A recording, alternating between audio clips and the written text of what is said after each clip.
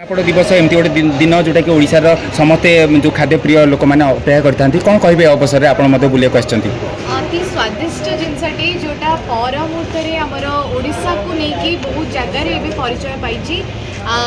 छेनापोड़टीर आविष्कार होता 1947 1947 मसीह नयागढ़ जड़े व्यक्ति भाविले कि छेना गुड़िक नष्ट हो जाए से तो फ्रिज नाला जोटी आम कि स्टोरेज करमती आम घरे एमती बहुत सारा द्रव्य थाए जहाँ को आम भावु कि नष्ट हो गला फोपाड़ दी जाए किंतु सी भाविले कि छेना को लेकिन आम कौन कर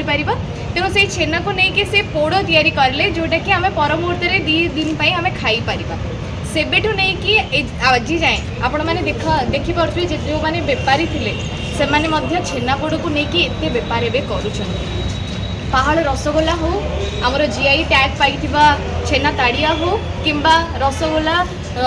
रे रहुवा कौन सी जिनस माने जहाँ भी सब नुआ नुआ स्वीट्स आसला एडवांस किसी नुआ स्वादिष्ट जिनस आसला बट किंतु छेनापोड़र स्वाद जो मैंने भी खाई सब बेले तार प्रशंसा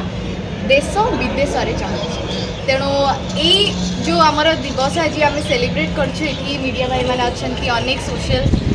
वर्कर्स अच्छा जो मैंने या प्रोत्साहित कर बहुत बहुत धन्यवाद जे यही भाया जिनस जोटा कि ओडिशार गोटे बहुत इम्पोर्टेंट खाद्य आमे माने सब बेले ये मिठा को सामिल करि थाउ पर्व पर्वाणी पूजा रे आउ ये पणारे आमे खाऊ तेणु ये जिनस को आहरी भी एनकरेज करंतु निजे खातु अन्य मानक खुआतु आउ एमती पर्वपर्वाणी समस्त को